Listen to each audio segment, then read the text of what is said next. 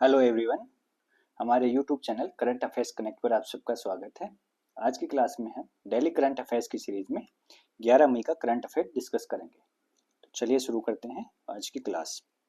सबसे पहले देखते हैं हम आज की क्लास में कौन कौन से टॉपिक डिस्कस करने वाले हैं। तो पहला टॉपिक है राष्ट्रीय प्रौद्योगिकी दिवस 2025।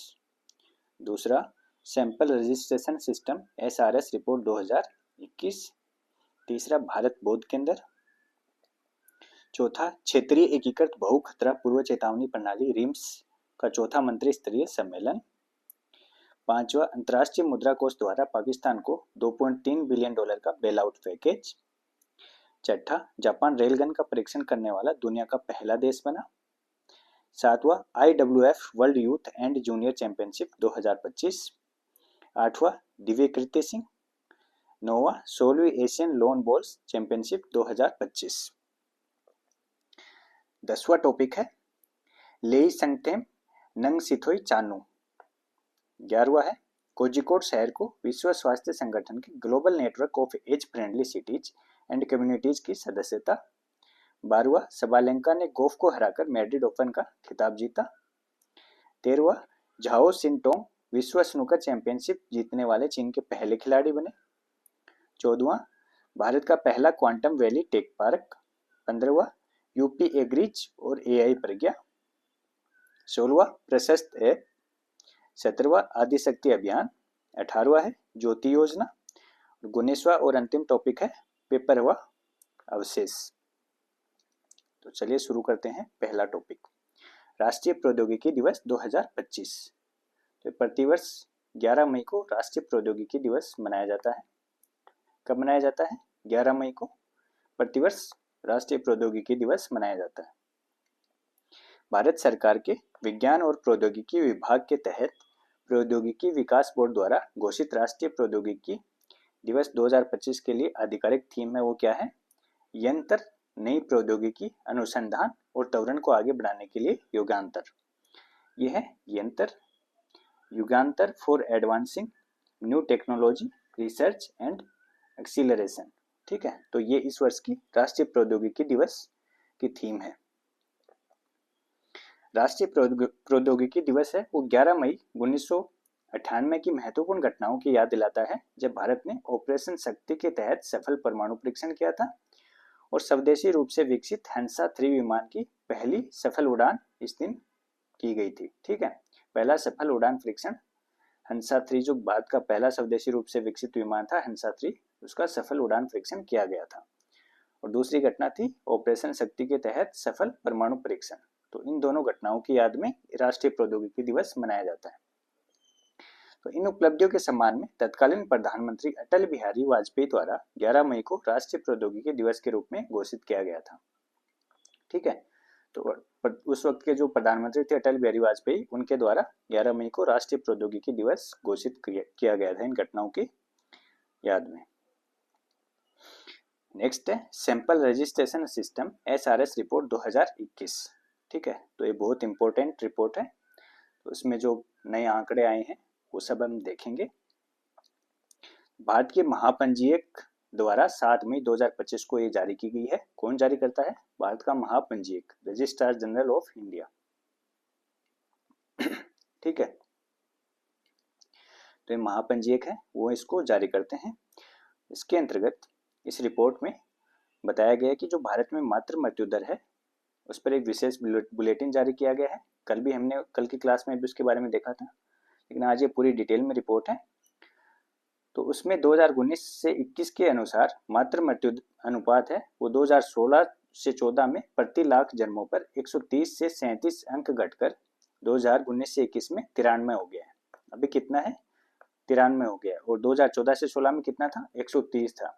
कितने अंकों की गिरावट है? तो ये 37 अंकों की गिरावट है। ठीक है, तो 37 अंक कम होकर के 93 हो गया है। ठीक है, पहले 130 था, अब 93 हो गया है, 37 अंक कम होकर के। ठीक है, और 8 राज्य पहले ही मातृ मृत्यु अनुपात का जो SDG लक्ष्य है कितना है? 70। 2030 तक इसको 70 तक लेके आना है MMR को। तो जो भारत के 8 राज्य हैं वो इस SDG लक्ष्य को पहले ही हासिल कर चुके हैं। तो कौन कौन से हैं? पहला है केरल, दूसरा है महाराष्ट्र, तीसरा है तेलंगाना, चौथा है आंध्र प्रदेश, पांचवा है तमिलनाडु, छठा है झारखंड, सातवां है गुजरात और आठवां है कर्नाटक। तो ये 8 राज्य हैं, ये पहले ही मातृ मृत्यु अनुपात के एसडीजी लक्ष्य को हासिल कर चुके हैं। तो ये मातृ मृत्यु अनुपात 2014 से 16 में 130 था और अब एक कम होकर के 2019 से 21 में 93 हो गया, 93 हो गया, 37 अंकों की गिरावट है। मातृ मृत्यु अनुपात वो होता क्या है? तो मातृ मृत्यु अनुपात MMR है, उसको एक निश्चित समय अवधि के दौरान प्रति 1 लाख जीवित जन्मों पर मातृ मृत्यु की संख्या के रूप में परिभाषित किया जाता है। ठीक है, प्रति 1 लाख जीवित जन्म है उस पर कितनी माताओं की मृत्यु होती है। ठीक है, तो उसको मातृ मृत्यु अनुपात कहा जाता है। अगला है शिशु मृत्यु दर IMR। ठीक है, तो 2014 में प्रति 1000 जन्मों पर 39 थी, 39 थी। ठीक है, उससे घट करके 2021 में प्रति 1000 जन्मों पर 27 हो गई है। ठीक है, शिशु मृत्यु दर कितनी हो गई है? 27 हो गई है। और 2014 में कितनी थी? ये 39 थी और 2021 में 27 हो गई है। शिशु मृत्यु दर है वो होती क्या है? तो शिशु मृत्यु दर 1 वर्ष में प्रति 1000 जीवित जन्म लेने वाले बच्चों पर 1 वर्ष से कम उम्र के बच्चों की मृत्यु की संख्या। ठीक है, जो प्रति 1000 जीवित जन्म लेने वाले बच्चे हैं, ठीक है, तो उन पर 1 वर्ष से कम उम्र के बच्चों की मृत्यु की संख्या है वो शिशु मृत्यु दर कहलाती है। अगला है नवजात मृत्यु दर। तो ये 2014 में प्रति 1000 जन्मों पर 26 थी। ठीक है, 26 थी और उससे घट करके 2021 में अभी 19 हो गई है। ठीक है, तो 2014 में 26 थी और उससे कम होकर के अब 19 हो गई है। ठीक है, तो कितने का डिफरेंस है? 19 और 26, ये 7 अंक कम हो गई है। ठीक है, -7, तो 26 से 19 हो गई है नवजात मृत्यु दर। 6 राज्य हैं, 6 राज्य केंद्र शासित प्रदेश जो भारत के हैं वो पहले ही NMR का SDG लक्ष्य वो कितना है? 12, 2030 तक 12 या उससे कम, ठीक है, उसको प्राप्त कर चुके हैं। कितने राज्य? 6 राज्य। 6 राज्य NMR का जो SDG लक्ष्य है 12, 2030 तक जो प्राप्त किया जाना है उसको ऑलरेडी प्राप्त कर चुके हैं। कौन कौन से हैं वो? केरल, दिल्ली, तमिलनाडु, महाराष्ट्र, जम्मू और कश्मीर और हिमाचल प्रदेश। ठीक है, तो ये 6 राज्य केंद्र शासित प्रदेश हैं, वो नवजात मृत्यु दर का जो SDG लक्ष्य है जिसे वर्ष 2030 तक प्राप्त किया जाना है और वो कितना है? 12 है, तो उसको प्राप्त कर चुके हैं 6 राज्य केंद्र शासित प्रदेश। NMR है वो किसी दिए गए वर्ष या अन्य अवधि में प्रति 1000 जीवित जन्मों में जीवन के पहले 28 दिनों के दौरान होने वाली मौतों की संख्या होती है। ठीक है, तो नवजात मृत्यु दर होती क्या है? तो जो पहले 28 दिन है, जन्म के बाद पहले 28 दिन है, उनमें जो मृत्यु हो जाती है बच्चों की प्रति 1000 जीवित जन्मों पर, तो उसको NMR कहा जाता है। ठीक है, तो इस ग्राफ में ये आंकड़े दे रखे हैं NMR के। NMR 26 थी 2014 में और उससे कम होकर के 19 हो गई है, 2021 में 19 हो गई है। और IMR शिशु मृत्यु दर है वो 39 थी 2014 में, उससे कम होकर के 27 हो गई है 2021 में। और अंडर 5 मोर्टेलिटी रेट है वो 45 थी 2014 में और उससे कम होकर के अब 31 हो गई है। ठीक है,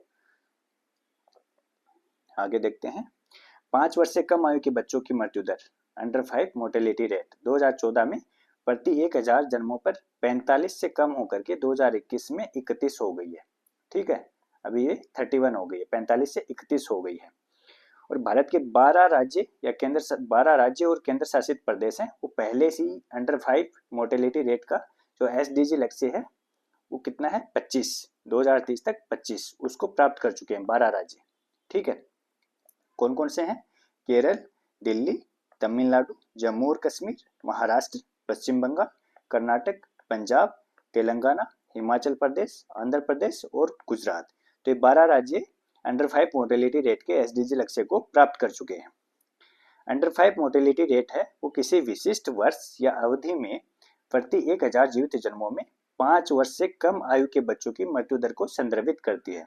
ठीक है, ये प्रति 1000 जीवित जन्मों पे है। ठीक है, तो उस 5 वर्ष से कम आयु के बच्चों की जो मृत्यु दर है उसको ये संदर्भित करती है प्रति 1000 जीवित जन्मों पर। जन्म के समय लिंग अनुपात है वो 2014 में 899 था, तो उससे सुधर करके 2021 में 9 से 13 हो गया है। ठीक है, 899 से बढ़ करके 913 हो गया है जन्म के समय लिंग अनुपात। ठीक है, 899 से बढ़ करके 913 हो गया। और कुल प्रजनन दर है वो 2021 में 2.0 पर स्थिर है। ठीक है, और 2013 में कितनी थी? 2.3 थी। तो ये 2.3 से कम होकर के 2 हो गई है। ठीक है, टोटल फर्टिलिटी रेट TFR है जो 2.3 से कम होकर के 2 हो गई है। तो मातृ और शिशु मृत्यु दर में कमी लाने में भारत की प्रगति वैश्विक औसत से अधिक है। ठीक है, तो ये थी सैंपल रजिस्ट्रेशन सिस्टम रिपोर्ट 2021। इसमें जो आंकड़े थे वो हमने डिस्कस कर लिए हैं। अगला टॉपिक है भारत बोध केंद्र। तो इंडिया हैबिटेट सेंटर नई दिल्ली के हैबिटेट लाइब्रेरी और रिसोर्स सेंटर में इसको स्थापित किया गया है। भारत बोध केंद्र कहाँ स्थापित किया गया है? इंडिया हैबिटेट सेंटर नई दिल्ली के हैबिटेट लाइब्रेरी रिसोर्स सेंटर में। इसका उद्घाटन केंद्रीय ऊर्जा और आवासन एवं शहरी कार्य मंत्री मनोहर लाल द्वारा किया गया। उद्घाटन मनोहर लाल द्वारा किया गया। और भारत बोध केंद्र में भारतीय कला, संगीत, आध्यात्मिकता, इतिहास, दर्शन और अन्य संबंधित क्षेत्रों पर पुस्तकों और संसाधनों का एक संग्रह उपलब्ध होगा। ठीक है, तो ये था भारत बोध केंद्र। अगला टॉपिक है क्षेत्रीय एकीकृत बहु खतरा पूर्व चेतावनी प्रणाली रिम्स का चौथा मंत्री स्तरीय सम्मेलन। तो ये कहाँ हुआ है? तो ये 7 से 9 मई तक कोलंबो श्रीलंका में आयोजित किया गया है। श्रीलंका की अध्यक्षता में ये हुआ है और भारत इसका सह अध्यक्ष था। तो 7 से 9 मई के बीच में कोलंबो श्रीलंका में इसका आयोजन हुआ है। ठीक है, और आपदा तैयारी पर घोषणा पत्र को इस सम्मेलन के दौरान पारित किया गया। आपदा तैयारी पर घोषणा पत्र को अपनाया गया इसमें। ठीक है, और भारत ने रिम्स क्षेत्रीय केंद्र की मेजबानी की पेशकश की है। ठीक है, तो भारत ने कहा कि जो रिम्स का रीजनल सेंटर है वो हमारे यहाँ बना दिया जाए। ठीक है, तो अभी उस पर क्या डिसीजन होगा वो आगे की बात है, लेकिन भारत ने इसका प्रस्ताव दिया है। भारत वर्तमान में रिम्स परिषद की अध्यक्षता कर रहा है। ठीक है, तो जो रिम्स काउंसिल है उसकी अध्यक्षता अभी भारत के पास है। रिम्स है वो एक अंतर सरकारी निकाय है जो अपने सदस्य देशों को प्रारंभिक चेतावनी सेवाएं, आपदा जोखिम न्यूनीकरण रणनीतियां और क्षमता निर्माण प्रदान करता है। तो जो रिम्स है वो एशिया और अफ्रीका के देशों के लिए है। Africa, Asia and Africa. ठीक है, तो उसके लिए एशिया और अफ्रीका के देशों के लिए एक अंतर सरकारी निकाय है जो अपने सदस्य देशों को प्रारंभिक चेतावनी सेवाएं, आपदा जोखिम न्यूनीकरण रणनीतियां और क्षमता निर्माण प्रदान करता है। नेक्स्ट है अंतर्राष्ट्रीय मुद्रा कोष IMF द्वारा पाकिस्तान को $2.3 बिलियन का बेल आउट पैकेज दिया गया अभी। तो अंतर्राष्ट्रीय मुद्रा कोष द्वारा पाकिस्तान के लिए अपने $7 बिलियन के विस्तारित निधि सुविधा, ठीक है, एक्सटेंडेड फंड फैसिलिटी ऋण कार्यक्रम के तहत $1 बिलियन की किस्त और लचीलापन और स्थिरता सुविधा रिजिलियंस एंड सस्टेनेबिलिटी फंड के तहत $1.3 बिलियन की किस्त को मंजूरी दी गई है। टोटल कितना हो गया? $2.3 बिलियन। ठीक है, तो ये एक बेल आउट पैकेज दिया गया है IMF द्वारा पाकिस्तान को। अब IMF के बारे में देख लेते हैं। अंतर्राष्ट्रीय मुद्रा कोष ये संयुक्त राष्ट्र की एक विशेष एजेंसी है और इसकी स्थापना 1944 में ब्रेटन वुड्स सम्मेलन के दौरान की गई थी। वर्ल्ड बैंक और IMF की स्थापना एक साथ की गई थी। इनको ब्रेटन वुड ट्विंस भी कहा जाता है। ठीक है, तो ब्रेटन वुड्स ट्विंस कौन है? IMF और वर्ल्ड बैंक की स्थापना 1944 के ब्रेटन वुड्स सम्मेलन में की गई थी। इसका मुख्यालय है वो वाशिंगटन DC में है और इसका कार्य सदस्य देशों की आर्थिक निगरानी और नीतिगत सलाह प्रदान करना, भुगतान संतुलन संकट का सामना कर रहे देशों को वित्तीय सहायता प्रदान करना और सुदृढ़ आर्थिक प्रशासन के लिए तकनीकी सहायता और क्षमता निर्माण समर्थन प्रदान करना। ये 3 इसके मुख्य कार्य हैं।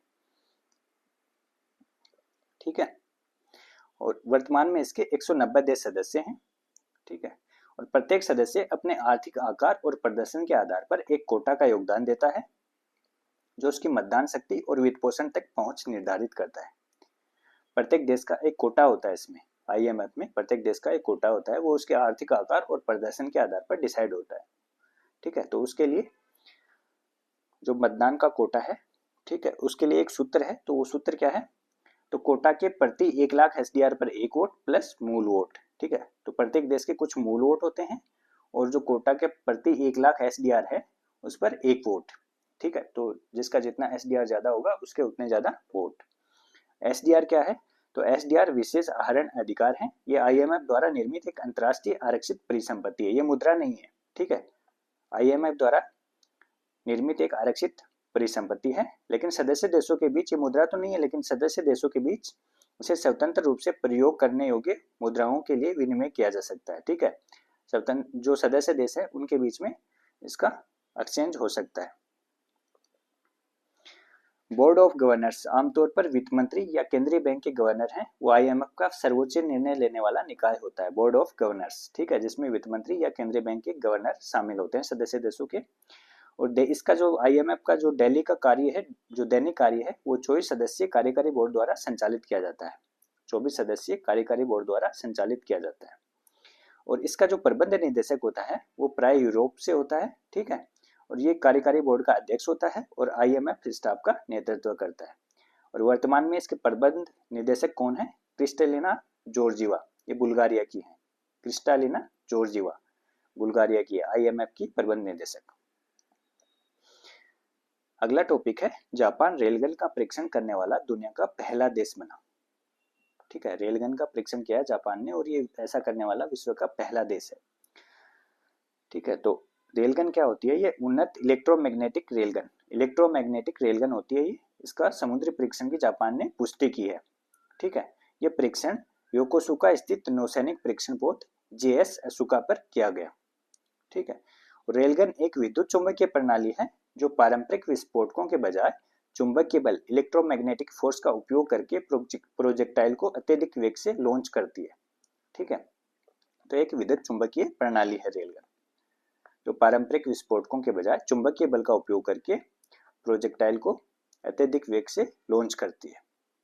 ये ऐसी होती है रेलगन। ठीक है, ये हथियार पारंपरिक तोपों की तुलना में कई अधिक गति और सटीकता के साथ लक्ष्यों को भेदने में सक्षम होता है। JS असुका पर स्थापित इस जापानी प्रणाली ने 40 मिमी के स्टील प्रोजेक्टाइल को 2500 मीटर प्रति सेकंड ध्वनि की गति से लगभग 6.5 गुना तेज, ठीक है, तो 6.5 मैक की गति से इसको दागने में सफलता पाई है। तो इसकी गति बहुत ही ज्यादा है। इसके प्रोजेक्टाइल का वजन लगभग 320 ग्राम है और इसे लगभग 20 फीट लंबे बैरल से दागा जाता है। इस कुल प्रणाली का वजन है वो लगभग 8 टन है। नेक्स्ट है IWF world youth and junior championship 2025। तो भारत ने इसमें कुल 7 पदक जीते हैं, जिसमें से 2 रजत है और 5 कांस्य पदक है। और भारत के पूर्व चौधरी ने इसमें 2 पदक जीते हैं। एक तो रजत पदक जीता है वो क्लीन एंड जर्क में 175 kg वजन उठा करके, और दूसरा कांस्य पदक जीता है पुरुष वर्ग के छाण किग्रा कैटेगरी में। टोटल वजन उठाया है 315 kg। तो पूर्व चौधरी ने इसमें 2 पदक जीते हैं और भारत ने कुल 7 पदक जीते हैं, 2 रजत और 5 कांस्य पदक। ठीक है, तो ये थी IWF world youth and junior championship. अगला है दिव्य कीर्ति सिंह। तो ये भारतीय घुड़सवार हैं और इनको अभी FEI ग्लोबल ड्रेसेज रैंकिंग में विश्व में 23वीं और एशिया में पहली रैंक मिली है इनको। ठीक है, तो एशिया की नंबर 1 घुड़सवार हैं दिव्य कीर्ति सिंह। ठीक है, और विश्व की 23वें नंबर की घुड़सवार हैं और एशिया की पहले नंबर की घुड़सवार हैं दिव्य कीर्ति सिंह। नेक्स्ट है 16वीं एशियन लॉन बॉल्स चैंपियनशिप 2025। इसमें भारत ने कुल 5 पदक जीते हैं। इसमें 1 स्वर्ण है, 2 रजत और 2 कांस्य पदक हैं। इसका आयोजन फिलीपींस में किया गया था। ठीक है, और ये जो IWF world youth and junior championship है, इसका आयोजन ठीक है पेरू के लिमा में किया गया था। ठीक है, 16वीं एशियन बॉल्स चैंपियनशिप 2025 ये फिलीपींस में आयोजित की गई थी और भारत ने इसमें कुल 5 पदक जीते हैं।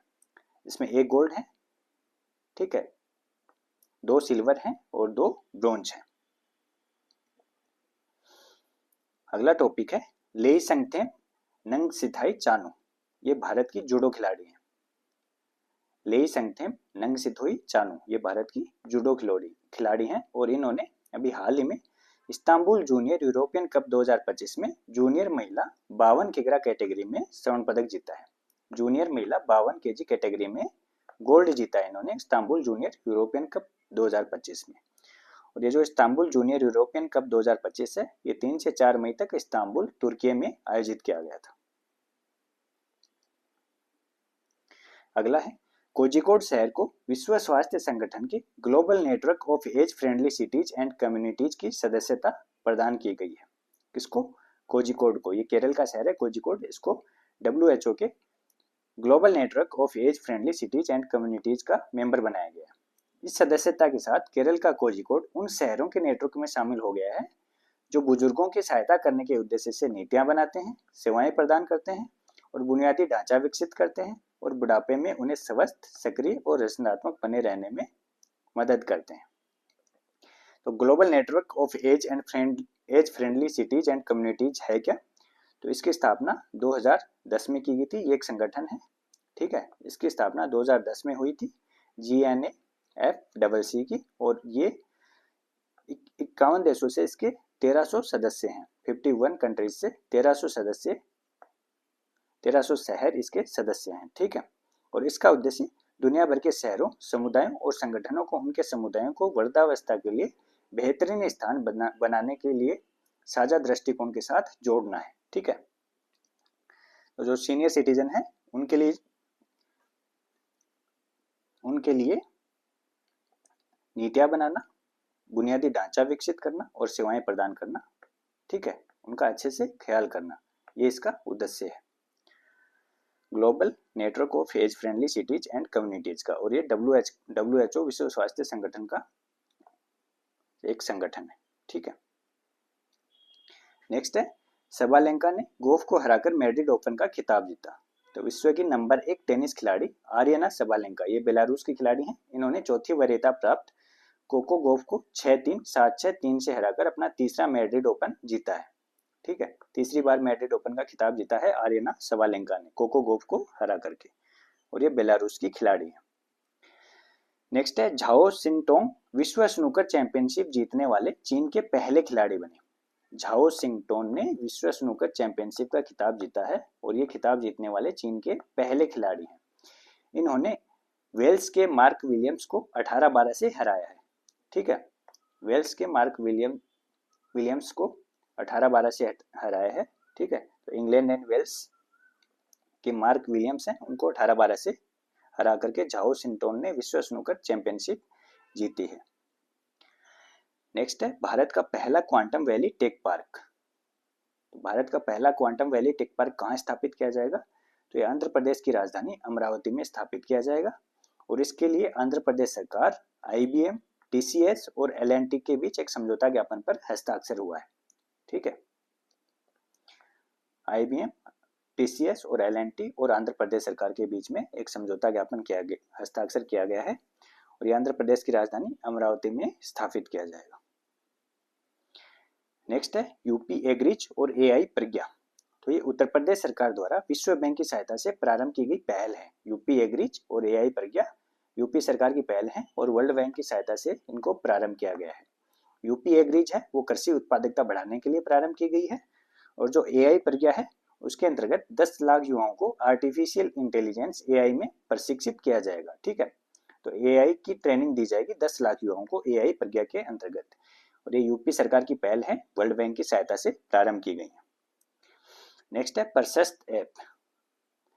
दिल्ली शिक्षा निदेशालय द्वारा दिव्यांग छात्रों की शुरुआती पहचान को कारगर बनाने के लिए इसको लॉन्च किया गया है, ठीक है। किसके लिए लॉन्च किया गया है? दिव्यांग छात्रों की शुरुआती पहचान को कारगर बनाने के लिए, ठीक है। उनकी दिव्यांगता को शुरुआती स्तर पर पहचानने के लिए ये ऐप लॉन्च किया गया है, ठीक है। प्रशस्त disability screening checklist for schools, इसके अंतर्गत एक चेकलिस्ट होती है, उसके आधार पर टीचर है, ठीक है, तो वो किसी बच्चे का परीक्षण करते हैं और उसमें जो भी दिव्यांगता होती है उसको आइडेंटिफाई करते हैं। ये पहल राष्ट्रीय शिक्षा नीति 2020 और शिक्षा का अधिकार अधिनियम 2009 में उल्लिखित व्यापक लक्ष्यों का हिस्सा है, जो सभी शिक्षार्थियों के लिए समावेशी और समान शिक्षा पर केंद्रित है, SDG 4, ठीक है। तो उसके लिए इसको राष्ट्रीय शिक्षा नीति 2020 और शिक्षा का अधिकार अधिनियम 2009 में जो उल्लेखित किया गया है, सभी शिक्षार्थियों के लिए समावेशी और समान शिक्षा, उस पर ये केंद्रित है, और ये SDG 4 लक्ष्य है, ठीक है। तो इसको प्राप्त करने के लिए इसको लॉन्च किया गया है। प्रशस्त ऐप को आधिकारिक तौर पर मान्यता प्राप्त 21 दिव्यांगताओं के लिए, ठीक है। टोटल कितनी दिव्यांगताओं को भारत में मान्यता प्राप्त है? 21 दिव्यांगताओं को, ठीक है। तो इसके लिए प्रारंभिक मूल्यांकन करने के लिए डिजाइन किया गया है, जिसमें दृश्यमान और छिपी हुई दोनों स्थितियां शामिल होती हैं। नेक्स्ट है आदिशक्ति अभियान। तो ये महाराष्ट्र सरकार का महिला सशक्तिकरण अभियान है। ठीक है, वुमेन एम्पावरमेंट मिशन है ये महाराष्ट्र सरकार का। और ये महाराष्ट्र सरकार ने अहिल्याबाई होलकर की 300वीं जयंती के अवसर पर उनके जन्म स्थान चोंडी में आयोजित एक विशेष सत्र के दौरान महिला सशक्तिकरण के लिए आदिशक्ति अभियान को मंजूरी दी है। इसका मुख्य उद्देश्य और फोकस क्षेत्र क्या है? मौजूदा सरकारी कल्याणकारी योजनाओं का प्रभावी कार्यान्वयन और विस्तार, कुपोषण, शिशु एवं मातृ मृत्यु दर को कम करना, घरेलू हिंसा, यौन उत्पीड़न और बाल विवाह जैसे सामाजिक मुद्दों को संबोधित करना, पंचायती राज संस्थाओं में महिलाओं की भागीदारी को प्रोत्साहित करना और गांव से राज्य स्तर तक जागरूकता और कार्रवाई के लिए समितियों की स्थापना करना। ग्राम पंचायतों के अच्छे कार्यों को सम्मानित करने हेतु आदिशक्ति पुरस्कार की शुरुआत भी की गई है। ठीक है, तो महिला सशक्तिकरण के लिए जो ग्राम पंचायत अच्छा कार्य करेगी उसको आदिशक्ति पुरस्कार प्रदान किया जाएगा। और इस अभियान का कुल बजट 10.50 करोड़ रुपए रखा गया है। तो ये महाराष्ट्र सरकार का महिला सशक्तिकरण अभियान है आदिशक्ति। नेक्स्ट है ज्योति योजना। तो ज्योति योजना है वो केरल सरकार द्वारा प्रवासी श्रमिकों के बच्चों की शिक्षा सुनिश्चित करने के लिए प्रारंभ की गई है। किसकी योजना है? ये केरल सरकार की है। और किसके लिए है? प्रवासी श्रमिकों के बच्चों की शिक्षा के लिए केरल सरकार द्वारा इसको प्रारंभ किया गया है। इसका उद्देश्य प्रवासी श्रमिकों के 3 से 6 वर्ष के आयु के सभी बच्चों को आंगनवाड़ी केंद्रों में लाना और 6 वर्ष या उससे अधिक आयु के बच्चों को सरकारी स्कूलों में शामिल करना। ठीक है, तो जो 3 से 6 वर्ष तक हैं उनको आंगनवाड़ी केंद्रों में शामिल करना और जो 6 वर्ष या उससे अधिक हैं, ठीक है, तो उनको स्कूलों में लेकर आना है। जो प्रवासी श्रमिकों के जो बच्चे हैं तो उनको शिक्षा प्रदान करना इसका लक्ष्य है ज्योति योजना का। नेक्स्ट है पिपरवाह अवशेष। तो संस्कृति, भारत सरकार की संस्कृति मंत्रालय की कोशिशों के बाद हांगकांग के सोथबी द्वारा, ये सोथबी क्या है? ये नीलामी हाउस है हांगकांग का सोथबी। ठीक है, तो उसके द्वारा पिपरवाह अवशेषों की नीलामी को रोक दिया गया है। 1898 में विलियम क्लेक्सटन पेपे द्वारा पिपरवाह स्तूप प्राचीन कपिल वस्तु भगवान बुद्ध की जन्मस्थली से इनका उत्खनन किया गया था।